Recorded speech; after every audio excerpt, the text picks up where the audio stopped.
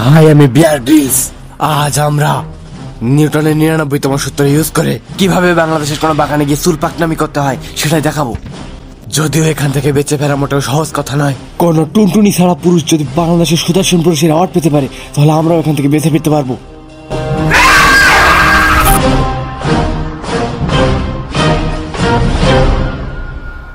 আমরা আছি এখন প্রায় 5 হাত মাটি তলে, আর এই জায়গা থেকে পড়ে গেলে আমি বাঁচবো না, এটা আমার মন বলে। অন্যের পকেট মারাটাকে হেলিকপ্টার কিনে সেই হেলিকপ্টার উঠছে আমার কাঁধের উপরে। 10 মাইল পথযাত্রা করার পরে বাগান এসে পড়ছে আমাদের উপরে। আমাদের এখন নামা উচিত, তাহলে পাইলট হেলার পর আমাদের লাথি দিয়ে হেলিকপ্টার থেকে নামাই দেবে। তো আমরা এখন নামবো গাইস। তো পাইলট তুমি যদি বলো ওকে, তাহলে আমরা লাভ দেবো। কিসের ওকে? বাইরে হালার পুত, এখন নামস নাই? তাড়াতাড়ি নামতে হবে গাইস, নাহলে জুতার বাড়ি শিওর। তো গাইস, এবার এই বাগান আমার পর লাফিয়ে পড়বে। তো বাগান আমার কাঁধে ওঠার পর আমি কি পরিমাণ চুল পাকনামি করবো আমি নিজে বুঝতে পারছি না। তো বিদায়।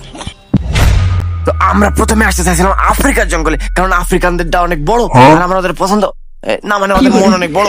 কপালের দোষে চলে আসছি বাংলাদেশের এক বাগানে, আর বাগান তো আমি কিনে নেই, এই জন্য বুঝতে পারছি না কিভাবে আমি চুল পাকনামি শুরু করবো।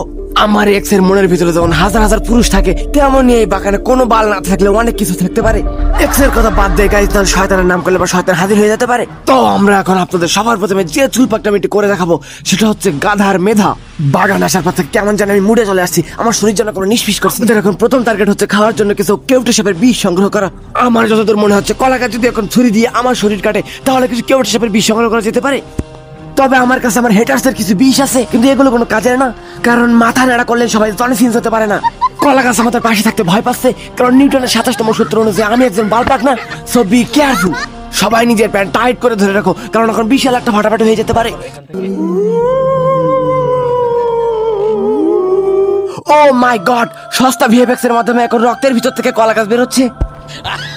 আমাদের শরীর থেকে কিন্তু এরকম একটা জিনিস বের হয়, অনেক মজা লাগে। আই মিন ঘাম।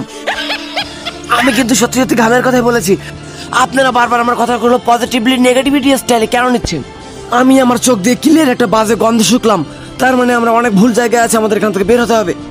জীবন আপনাকে কখনো দ্বিতীয় সুযোগ দেবে না, তবে 3, 4 অথবা 5 বার সুযোগ দিতে পারে, এটা অন্য কথা। তাই আপনাদের প্রত্যেকটা পা অসাবধানতার সাথে খেলতে হবে। Wow, very nice, beautiful in the north America, in Bangladesh we brothers. আপনারা দেখতে পাচ্ছেন এক কাঁদি কলার উপরে পুরো একটি কলা গাছ ঝুলে আছে, যেটা মুসলমানের দিন টুনটুনি কেটে নেওয়ার থেকে আনন্দদায়ক।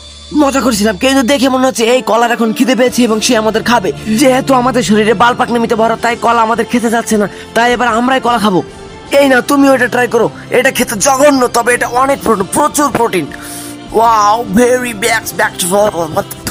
এটা খেতে জঘন্য হলেও আপনাকে খেতে হবে না, কারণ এটা না খেলে আপনি খাটে কখনোই 5 মিনিটের বেশি টাইমিং করতে পারবেন না, কারণ এটা আমার গুরু জলে চিনতে পারে। ভিডিওর চক্করে কি বাল খাইলে এত জঘন্য।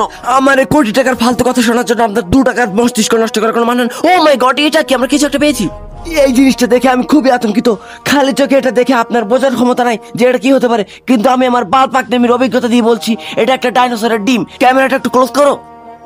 এই যে দেখতে পাচ্ছেন আমার বাল পাকনামির অভিজ্ঞতা, আমি বলছি যে এটা অবশ্যই ডাইনোসরের ডিম হতে পারে। আর এই ডিমের মাঝখানের এই ছোট্ট গাছটি দেখে মনে হচ্ছে যে এই গাছ বড় হলে আরো ছোট হয়ে যাবে। আর এটা তো দেখে মনে হচ্ছে গঞ্জিকা গাছ, আর এটা অবশ্যই একটা চিন্তার কারণ, কারণ এটা থেকে জঙ্গলের পশু পাখিরা গঞ্জিকা সেবন করা শিখতে পারে। ওইটা কি?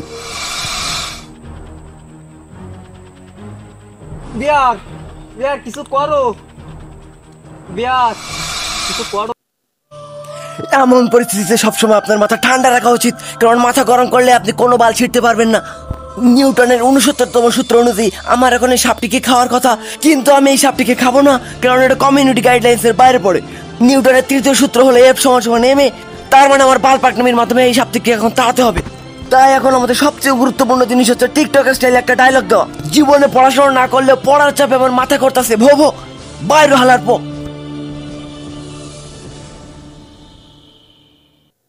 থ্যাঙ্কস বিয়ার। ধন্যবাদ দেওয়ার দরকার নাই, পারলে রাত 12টার পরে একটু দেখা করো। এই কথা কোন ক্যামেরা সামনে বলা যাবে না, চলো আমরা আগাই।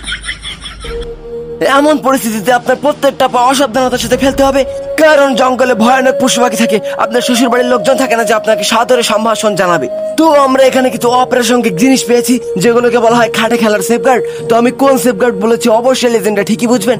তো আমরা এগুলোকে অ্যাভয়েড করি এবং সামনে এগিয়ে চলি। তবে আপনাদের অবশ্যই একটা কথা মনে রাখতে হবে যে আপনাদের প্রত্যেকটা পা অসাবধানতার সাথে ফেলতে হবে, কারণ প্রত্যেক পদক্ষেপে বিপদ লুকিয়ে থাকতে পারে না। ও মাই গড, আমরা একটা মৃত প্রাণীর দেহের অংশবিশেষ পেয়েছি। দেখে মনে হচ্ছে একটি পিঁপড়ার পায়ের তলায় চাপা পড়ে পিষে গিয়েছে একটি আস্ত হাতি। এটা তারই দেহের অংশবিশেষ। আর মনে হচ্ছে কোনো রয়্যাল বেঙ্গল কুত্তা এর পুরো শরীর খেয়ে জ্বলে গিয়েছে। এবং আশেপাশে কিন্তু আমাদের ভালোভাবে নজর রাখতে হবে। বাংলাদেশের জার্সিতে বাঘের ছবি ইউজ করে বাংলাদেশের সকল বাঘ বিক্ষোভ করে রাগ করে কুত্তার ছদ্মবেশ নিয়ে রয়্যাল বেঙ্গল কুত্তা নামে ঘুরছে বাংলাদেশের আগানে বাগানে। যেটার ভয় পাচ্ছিলাম না ঠিক সেটাই হলো। দেখুন আমরা দেখতে পেয়েছি বিরাট বড় একটা পাখির পায়ের ছাপ। নিউটনের সূত্র অনুযায়ী তো বাঘ আমাদের আশেপাশে থাকার কথা না, কারণ রয়্যাল বেঙ্গল কুত্তা তো বিক্ষোভ করেছে। কিন্তু ওটা কি? ওইটা তো বাঘ। মোটু পালাও, দৌড়ে দৌড়াও, না হলে বাঘ ধরতে পারলে পিছন লাল করে ছেড়ে দেবে। তোমরা আবার কেউ ভেবো না যে আমি ভয় পেয়ে পালাচ্ছি। আমি চাইলে কিন্তু বাঘটাকে শিকার করতে পারতাম, কিন্তু আমি যখন শিকার করতে গেলে বাঘই আমাকে শিকার করে ফেলবে, তাই আর করছি না। আমি আমার জীবনে বহু সার্ভাইভ করছি, কিন্তু এই অভিজ্ঞতাটা আমার অনেকদিন থাকবে, কারণ আমি আমার অনিচ্ছায় বাঘের তাড়া খাচ্ছি। খিদে না থাকলেও খাচ্ছি, খেতেই চলেছি, খেয়ে চলেছি, খাচ্ছি এবং খাচ্ছি। ইচ্ছা না থাকলেও খাচ্ছি, দৌড়াতে দৌড়াতে খাচ্ছি এবং খেয়ে চলেছি এবং খেয়ে চলেছি, খেয়েই চলেছি। বাঘের হাত থেকে রক্ষা পাওয়ার পর নিউটনের সূত্র অনুযায়ী আমরা এখন হারিয়ে যাচ্ছি। কিন্তু ওটা কি? মনে হচ্ছে আমরা ভুল করে ঠিক জায়গায় চলে এসেছি। লোকালয় আমাদের বহুত উপরে। এখন তো আস্তে আস্তে আমার নিউটনের সূত্রের উপর থেকে বিশ্বাস উঠে যাচ্ছে।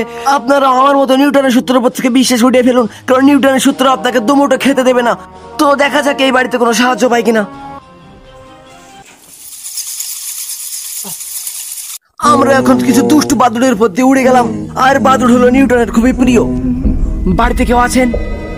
কই হে यहाँ पर anybody here? Hello, I am Bear Grylls from Switzerland এর পাশের কান্ট্রি।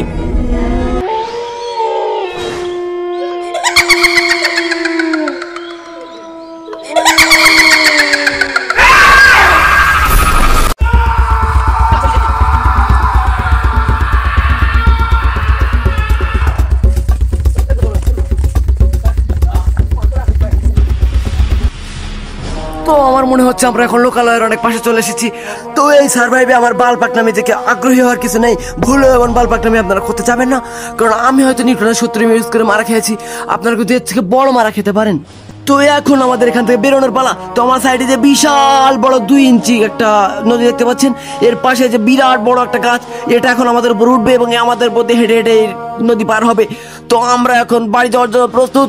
তো বিদায়ের আগে একটা কথা বলতে চাই, ভুলও আমার মতো বাল পাকনামি করবেন না। নিউটনের সূত্রের উপর থেকে বিশ্বাস উঠিয়ে ফেলুন, না হলে জীবনে কোনো উন্নতি করতে পারবেন না। তো আজকের মতো এখানে বিদায় নিচ্ছি প্রিয়। বাড়ি গিয়ে মুড়ি খেয়েও। পরিশেষে একটা কথাই বলতে চাই, বেঁচে থাকো চিরকাল, ছিঁড়ে খাইও ভেড়ার বাল।